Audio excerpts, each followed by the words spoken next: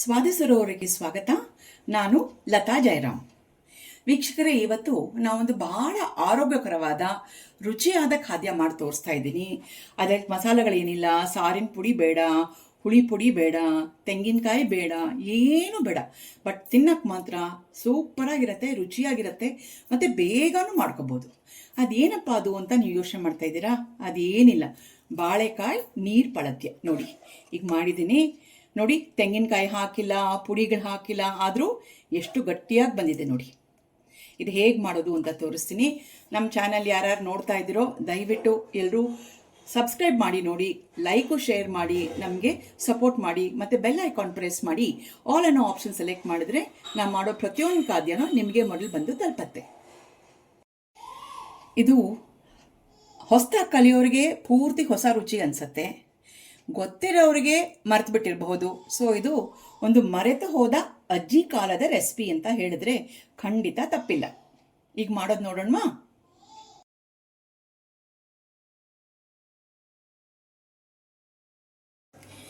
ಬಾಳೆಕಾಯಿ ನೀರು ಪಳಜ್ಯ ಮಾಡೋಕ್ಕೆ ನಾನು 2 ಬಾಳೆಕಾಯಿ ತೊಗೊಂಡಿದ್ದೀನಿ. ಆ ಬಾಳೆಕಾಯಿ ತೊಟ್ಟುಗಳು ಕಟ್ ಮಾಡ್ಕೊಂಡ್ಬಿಡೋಣ. ಹೀಗೆ ಎರಡನ್ನು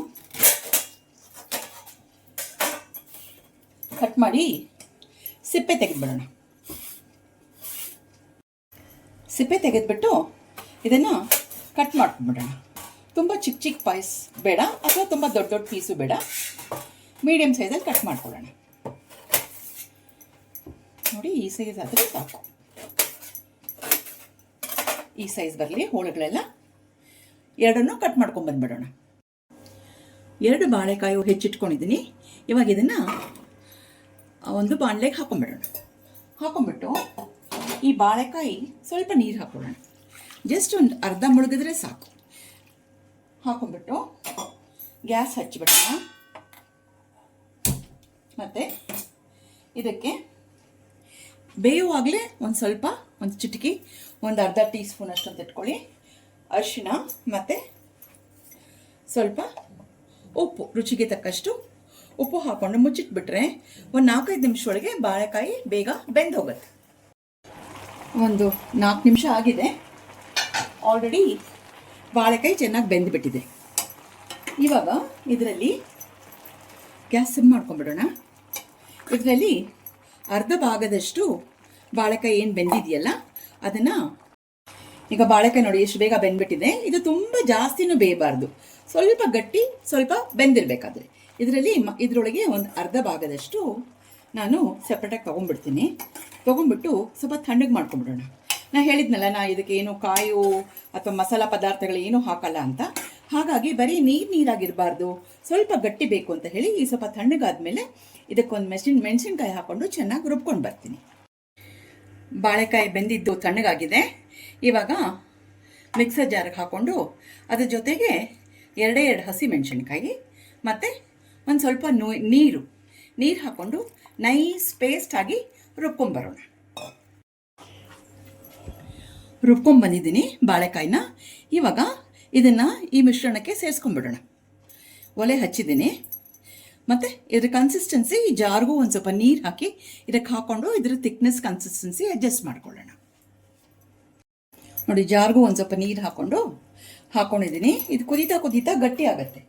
ಹಾಗಾಗಿ ಸ್ವಲ್ಪ ನೀರು ಹಾಕ್ಕೊಂಡ್ರೆ ಆಮೇಲೆ ತಿನ್ನೋ ಟೈಮಿಗೆ ಸರಿ ಹೋಗುತ್ತೆ. ಇವಾಗ ಇದಕ್ಕೆ ಮತ್ತಿನ್ನೇನು ಬೇಡ, ಇದಕ್ಕೆ ಒಂದು ಸ್ವಲ್ಪ ಕರಿಬೇವು ಕಟ್ ಮಾಡಿಟ್ಟಿದ್ದೀನಿ. ಕರಿಬೇವಿನ ಸೊಪ್ಪು ಹಾಕ್ಬಿಟ್ಟು ಕೆಲವೊಬ್ಬರು ಇದಕ್ಕೆ ಒಂದು ಸ್ವಲ್ಪ ಬೆಲ್ಲ ಹಾಕೋತಾರೆ, ಕೆಲವೊಬ್ಬರು ಹಾಕೊಳ್ಳಲ್ಲ. ಬೆಲ್ಲ ಆಪ್ಷನಲು, ಬೇಕಾದರೆ ಹಾಕೋಬೋದು, ಇಲ್ಲಾಂದರೆ ಇಲ್ಲ. ನಾನು ಒಂಚೂರು ಬೆಲ್ಲ ಹಾಕೋತಾ ಇದ್ದೀನಿ. 1 ಟೀ ಸ್ಪೂನಷ್ಟು ಬೆಲ್ಲ ಇಟ್ಕೊಂಡಿದ್ದೀನಿ, ಅದನ್ನು ಹಾಕೋತಾ ಇದ್ದೀನಿ. ಇದು ಕುದಿಯೋದ್ರೊಳಗೆ ಒಂದು ಗಮ್ಮತ್ತಾಗಿರೋದು ಒಂದು ಒಗ್ಗರಣೆ ಮಾಡ್ಕೊಂಡ್ಬಂದ್ಬಿಡೋಣ.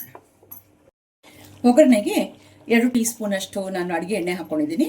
ಮತ್ತು 1 ಟೀ ಸ್ಪೂನಷ್ಟು ಸಾಸಿವೆ, 1 ಟೀ ಸ್ಪೂನಷ್ಟು ಜೀರಿಗೆ, ಮತ್ತು 1 ಟೀ ಸ್ಪೂನಷ್ಟು ಘಮ ಅನ್ನುವಂಥ ಸ್ಟ್ರಾಂಗ್ ಆಗಿರೋ ಇಂಗು. ಇಷ್ಟು ಹಾಕಿ ಇದನ್ನು ಬಾಳೆಕಾಯಿ ಪಳದ್ಯಕ್ಕೆ ಒಗ್ಗರಣೆ ಕೊಟ್ಬಿಡೋಣ. ನೋಡಿ, ಈ ಬಾಳೆಕಾಯಿ ನೀರು ಪಳದ್ಯ ಕುದೀತಾ ಇದೆ. ಇವಾಗ ಒಗ್ಗರಣೆ ಒಗ್ಗರಣೆ ಕೊಟ್ಟು ಒಂದು ಮಿಕ್ಸ್ ಮಾಡಿಬಿಟ್ಟು ಗ್ಯಾಸ್ ಆಫ್ ಮಾಡಿಬಿಡೋಣ. ಗ್ಯಾಸ್ ಆಫ್ ಮಾಡಿಬಿಟ್ಟು ಸ್ವಲ್ಪ ಕುದಿ ನಿಂತಾದ್ಮೇಲೆ ಒಂದು ಅರ್ಧ ನಿಂಬೆ ಹಣ್ಣಿನ ಹೋಳು ಹಿಂಡೋಣಂತೆ. ಅದೊಂಥರ ಇದಕ್ಕೆ ಹುಣಸೆ ಹಣ್ಣು ಏನೂ ಹಾಕಿರೋಲ್ಲ, ಹಾಗಾಗಿ ಇದಕ್ಕೆ ಹುಣಸೆ ಹಣ್ಣು ಇದು ನಿಂಬೆ ಹಣ್ಣು ಹಿಂಡಿದ್ರೆ ತುಂಬ ಚೆನ್ನಾಗಿರುತ್ತೆ. ಇಲ್ಲ ಇದಕ್ಕೆ ಬೇಡಪ್ಪ ಅಂದರೆ ಊಟಕ್ಕೆ ಕೂತುವಾಗ ಊಟ ಮಾಡಬೇಕಾದ್ರೆ ಕೂಡ ನೀವು ಎಲೆಗೆ ನಿಂಬೆ ಹಣ್ಣನ್ನು ಹಿಂಡ್ಕೋಬೋದು. ಅರ್ಧ ಹೋಳು ನಿಂಬೆಹಣ್ಣು ಬೀಜ ಎಲ್ಲ ತೆಗೆದಿದ್ದೀನಿ. ಇವಾಗ ಇದನ್ನು ಹಿಂಡ್ಕೊಂಡ್ಬಿಡೋಣ. ನೋಡಿ, ಬಾಳೆಕಾಯಿ ನೀರು ಪಳದ್ಯ ಭಾಳ ಆರೋಗ್ಯಕರವಾದ ಒಂದು ಖಾದ್ಯ. ಇದಕ್ಕೆ ಎಣ್ಣೆನೇ ಇಲ್ಲ, ಬರೀ ನೀವು ಒಗ್ಗರಣೆ ಏನು ಕೊಡ್ತೀರಲ್ಲ ಅದಕ್ಕೆ ಮಾತ್ರ ಎಣ್ಣೆ ಉಪಯೋಗಿಸೋದು. ಮತ್ತು ಬಹಳ ಸುಲಭವಾಗಿ ಬೇಗ ಮಾಡ್ಕೊಂಡ್ಬಿಡ್ಬೋದು. ಅನ್ನ ಜೊತೆಗೆ ನೀವು ಸಾರು, ಹುಳಿ, ಕೂಟು ಎಲ್ಲ ತಿಂದೇ ಇದ್ದೀರಾ, ಅದು ರೆಗ್ಯುಲರು. ಇದೊಂಥರ ಬೇರೆ ಥರ ಡಿಶ್ಶು. ಇದನ್ನು ಕೂಡ ನೀವು ಖಂಡಿತ ಟ್ರೈ ಮಾಡಿದ್ರೆ ಐ ಆಮ್ ಶ್ಯೂರ್ ನಿಮ್ಮೆಲ್ರಿಗೂ ಖಂಡಿತ ಇಷ್ಟ ಆಗುತ್ತೆ. ಹೇಳಿದ್ನೆಲ್ಲ ಮಾಡ್ಕೊಳ್ಳೋಕ್ಕೂ ಭಾಳ ಸುಲಭ. ಸೊ ಟ್ರೈ ಮಾಡಿ, ಹೇಗೆ ಬಂತು ಅಂತ ನಮಗೆ ತಿಳಿಸಿ. ಇವಾಗ ಬಾಯಿ ನೀರು ಊರ್ತಾ ಇದೆ. ಬಿಸಿ ಬಿಸಿಯಾದ ಬಾಳೆಕಾಯಿ ನೀರು ಪಳದ್ಯ ತಿನ್ನೋಣ. ಅನ್ನದ ಮೇಲೆ ಒಂದು ಸ್ವಲ್ಪ ತುಪ್ಪದ ಜೊತೆಗೆ ಬಿಸಿ ಬಿಸಿಯಾದ ಘಮ ಅಂತಿರುವ ಬಾಳೆಕಾಯಿ ನೀರು ಪಳದ್ಯ, ಜೊತೆಗೆ ಉಪ್ಪಿನಕಾಯಿ. ಯಾರಿಗೆ ಬೇಕು ಯಾರಿಗೆ ಬೇಡ ಹೇಳಿ, ಇಂಥ ರುಚಿಯಾದ ಊಟ. ಪಕ್ಕದಲ್ಲೂ ಸೈಡಲ್ಲೂ ಒಂಚೂರು ಹಾಕ್ಕೊಳ್ಳಿ. ಗಟ್ಟಿ ಆಯ್ತಂದರೆ ಕಲಿಸ್ಕೋಬೋದು. ಖಂಡಿತ ಮಾಡ್ಕೊತೀನಿ. ಮತ್ತೆ ನಿಮಗೆ ಮಾಡ್ಕೋಬೇಕು ಅನ್ಸೋವಂಥ ಇದು ಖಾದ್ಯ. ಇಷ್ಟು ಹೇಳಿ ಈ ವಿಡಿಯೋನ ಇಲ್ಲಿಗೆ ಮುಗಿಸ್ತಾ ಇದ್ದೀನಿ. ಮುಂದಿನ ವಿಡಿಯೋ ಸಿಗೋಣ. ಅಷ್ಟವರೆಗೂ ಲತಾ ಮತ್ತು ಜಯರಾಮ್ ಕಡೆಯಿಂದ ನಮಸ್ಕಾರಗಳು.